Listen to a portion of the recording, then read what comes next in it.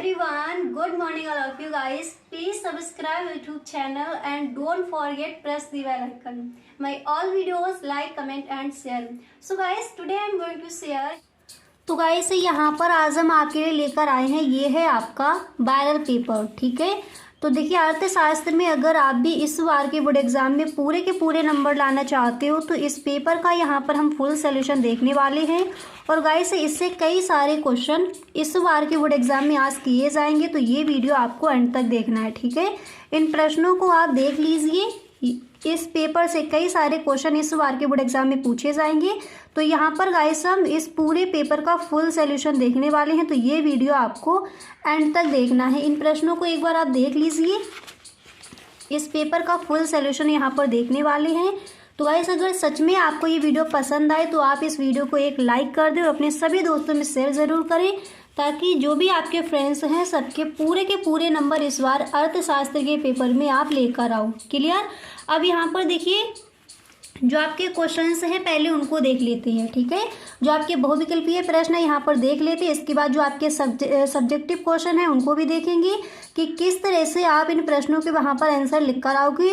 पूरे पेपर का full solution यहाँ पर देखने वाले हैं। क्लियर। तो जो आपका यहाँ पर जो पहले जो आपके दिए जाते हैं बहुविकल्पीय प्रश्न, पहले हम उनको देख लेते हैं। कौन कौन से ऐसे प्रश्न हैं जो आपके इम्पोर्टेंट है, कौन कौन से ऐसे क्वेश्चन हैं जिनको आपको तैयार करना है, उन सारे प्रश्नों को यहाँ पर पहले देख लेती है। क्लियर।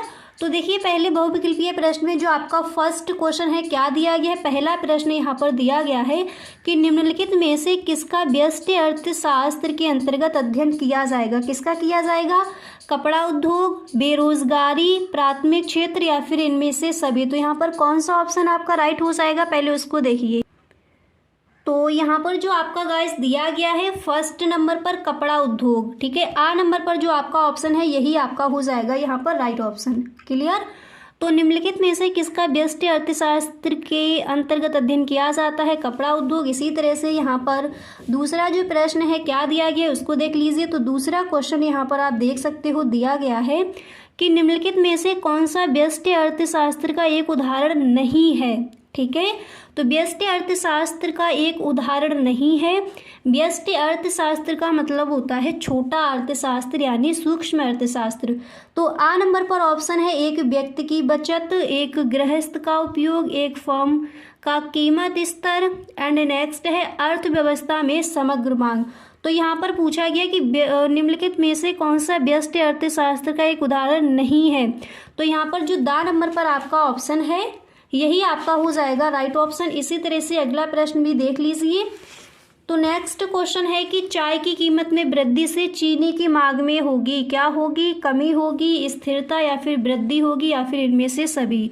तो चाय की कीमत में वृद्धि से चीनी की मांग में क्या होगी? कमी होगी। इसी तरह से यहाँ पर नेक्स्ट क्वेश्चन क्या दिया गया है उसको भी देख लेते हैं। तो जो आपका अगला प्रश्न है यहाँ पर नेक्स्ट क्वेश्चन है कि विलासिता की वस्तुओं की मांग की कीमत लोच होती है, कैसी होती है?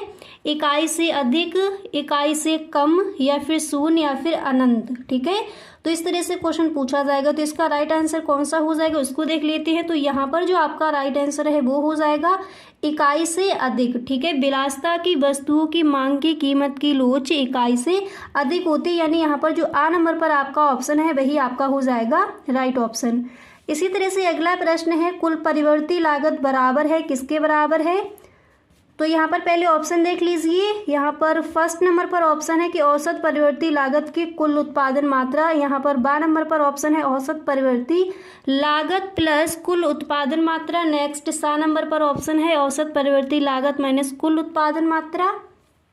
इसी तरह से दा नंबर पर ऑप्शन है औसत परिवर्ती लागत, इसके बाद कुल उत्पादन मात्रा। तो कुल परिवर्ती लागत बराबर है, तो बा नंबर पर जो औसत परिवर्ती लागत प्लस कुल उत्पादन मात्रा के बराबर है, यानी ये जो आपका बा नंबर पर ऑप्शन है यही हो जाएगा राइट ऑप्शन। इसी तरह से अगला प्रश्न क्या कहता है उसको देखते हैं। तो आप देख सकते हो नेक्स्ट क्वेश्चन है बाजार संतुलन है। ठीक है, बाजार मांग। अब देखिए ये बाजार मांग इसका मतलब होता है ये बड़ा बाजार, पूर्ति बाजार मांग या फिर बाजार पूर्ति। तो यहाँ पर जो दिया गया सा नंबर पर बाजार मांग बराबर बाजार पूर्ति। ठीक है, ये ऑप्शन हो जाएगा आपका राइट।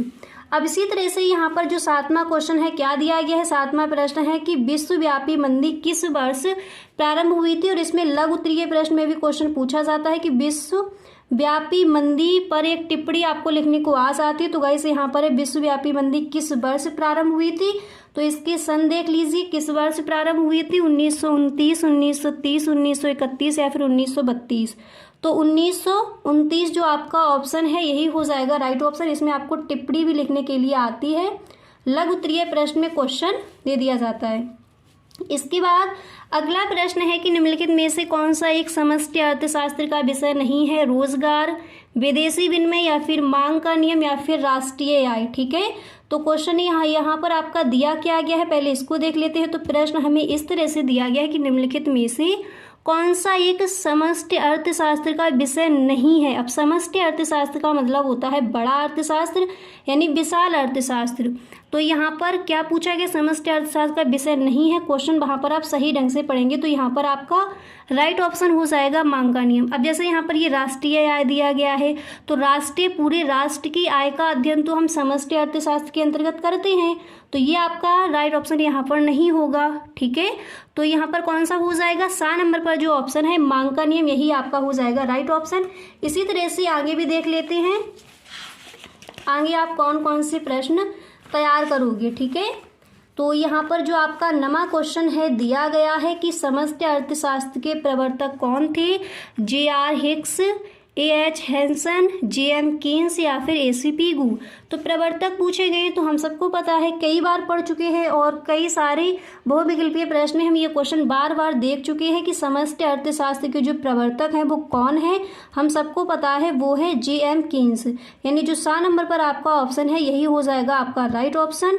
अब इसी तरह से क्वेश्चन नंबर 10 यहाँ पर क्या है उसको देख लीजिए। तो दिया गया है कि भारत में राष्ट्रीय आय का आकलन किसके द्वारा किया जाता है, ये आपको बताना है। वित्त मंत्रालय, भारतीय रिजर्व बैंक द्वारा, राष्ट्रीय प्रदर्शन सर्वेक्षण संगठन या फिर केंद्रीय सांख्यिकी द्वारा।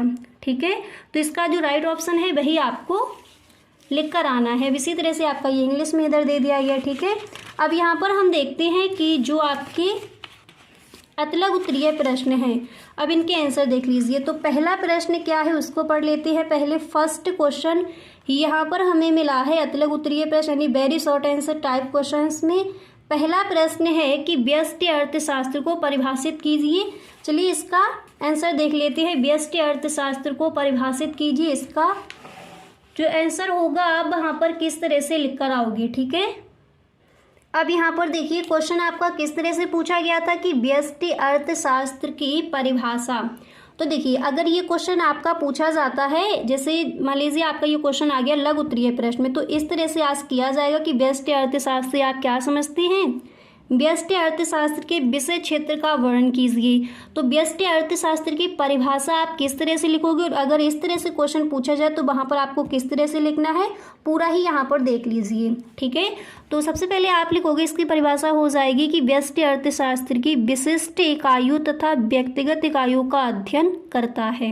यानी जो व्यष्टि अर्थशास्त्र है इसके अंतर्गत हम जैसे एक व्यक्ति की आय है उसका अध्ययन यानी व्यक्तिगत आय का अध्ययन हम करते हैं व्यष्टि अर्थशास्त्र के अंतर्गत। तो यही यहाँ पर बताया गया है, व्यष्टि अर्थशास्त्र की विशिष्ट इकाइयों तथा व्यक्तिगत इकाइयों का अध्ययन करता है। इसके अब देखिए पूरा इसका आंसर देख लीजिए। इसके अंतर्गत देखिए इस तरह से आप लिखोगे कि इसके अंतर्गत एक फर्म, एक उद्योग, एक वस्तु अथवा एक आर्थिक कारक का अध्ययन किया जाता है। इसका संबंध किसी एक इकाई से है, सभी इकाइयों से नहीं। ठीक है, इसके बाद मॉरिस राव ने क्या कहा है, जो आपके समाजशास्त्री हैं, इन्होंने एक लाइन में इसकी परिभाषा को बताया है कि व्यष्टि अर्थशास्त्र अर्थव्यवस्था का सूक्ष्म अध्ययन है। ठीक है, इस तरह से भी आप लिख कर आ सकते हो। तो आई होप यहाँ पर समझ आ गया होगा जो क्वेश्चन आपका यहाँ पर दिया गया था कि व्यष्टि अर्थशास्त्र को परिभाषित कीजिए, आप इस तरह से लिख कर आओगे। सेकेंड क्वेश्चन क्या है कि व्हाट इज प्राइस लाइन, यानी कीमत रेखा क्या है, प्राइस लाइन हम किसे कहेंगे, इसको देख लेते हैं। ठीक है, तो जो 12वां क्वेश्चन है आपने यहाँ पर देख लिया कि प्राइस लाइन क्या है, इसका आंसर क्या हो जाएगा, चलिए देखते हैं। तो यहाँ पर देखिए प्राइस लाइन यानी कीमत रेखा क्या है, आप किस तरह से लिख कर आओगे। आपको इस तरह से लिखना है कि कीमत रेखा वह रेखा है जो एक्स अक्ष के समांतर एक निश्चित कीमत के लिए खींची जाती है। यह फर्म के मांग वक्र को प्रदर्शित करती है। यह बाजार कीमत तथा फर्म के उत्पाद के संबंध को दर्शाती है। सभी फर्मों को इस रेखा का सामना करना पड़ता है। फिर आप लिखोगे कीमत रेखा बराबर AR बराबर MR बराबर प्राइस।